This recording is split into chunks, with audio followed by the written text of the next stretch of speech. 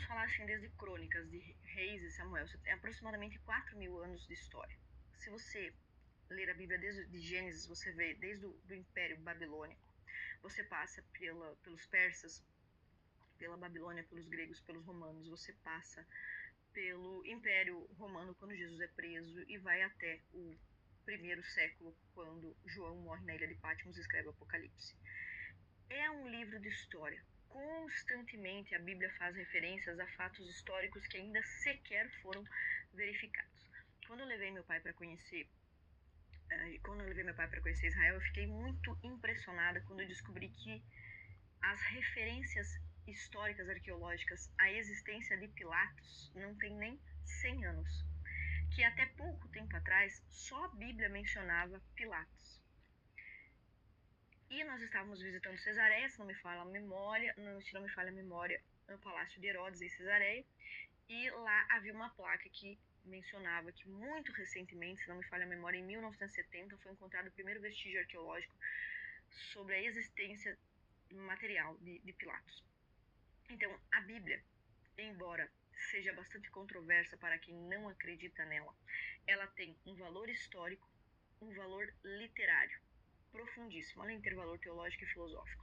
Então, se você ler a Bíblia com insistência por muitos anos, o seu imaginário será enriquecido com a mesma matéria, com a mesma qualidade de matéria que inspirou os grandes escritores, que inspira os grandes debatedores, os grandes apologetas, os grandes políticos. Então, vamos a alguns exemplos superficiais sobre isso. Você já deve ter visto muitas histórias de prostitutas arrependidas. Por exemplo, no livro de Dostoiévski, Crime e Castigo, tem uma prostituta que tem uma alma muito cândida, muito boa, que é o caso da Sônia.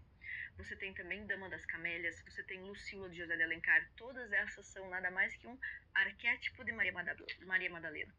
Quantos livros você já leu em que irmãos matam irmãos, irmãos brigam uns com os outros por causa de herança? Quantas obras literárias existem com relação a isso? Pois bem, esse nada mais é que Jacó e Esaú, nada mais é que a Caim e Abel. Então, toda a imaginação que você puder conceber com relação aos heróis e aos vilões, aos protagonistas e aos antagonistas, de alguma forma já está no arquétipo bíblico, em algum texto, em alguma parábola. Então, a Bíblia é uma fonte de riqueza inesgotável pela forma como seus textos são apresentados, os apólogos, as fábulas, as literaturas, as epístolas, as poesias, crônicas, documentos de crônicas, atas de reinados, livros de história, enfim, até as histórias que estão ali, que são absolutamente criativas.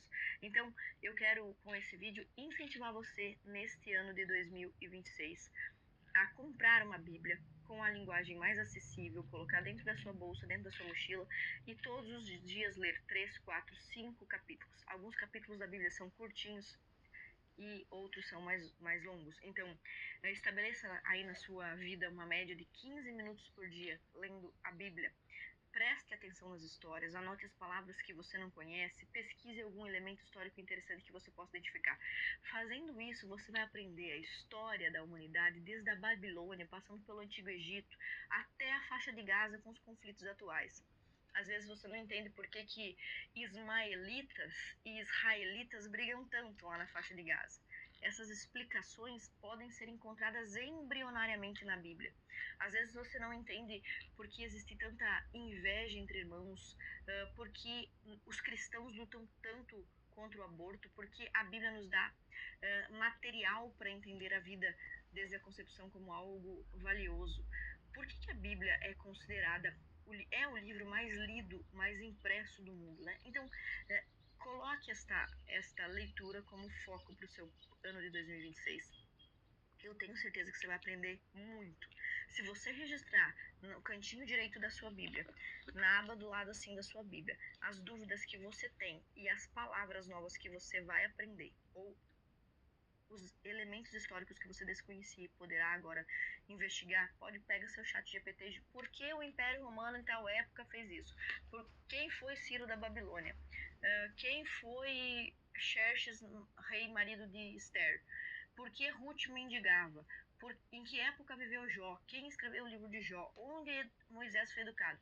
Se você fizer todo dia 2 ou 3 perguntas para o chat GPT sobre algo que você leu na Bíblia, eu garanto para você que em um ano você será uma pessoa muito mais culta, muito mais inteligente, com maior capacidade retórica, com maior capacidade criativa, com uma imaginação enriquecida. Eu tenho certeza disso. Então, eu quero agradecer a Lara, que nem sei se me conhece, provavelmente não, mas o vídeo que ela publicou falando de uma forma tão corajosa sobre o porquê e como ela lê a Bíblia todos os dias, me incentivou a também fazer esse convite a você, para que você também faça isso. Recomendei aqui as minhas Bíblias preferidas, mas se você tiver alguma dúvida, pode deixar também aqui nos comentários, que eu vou tentar responder. Oi pessoal, tudo bem? Olha, esse vídeo não estava planejado, não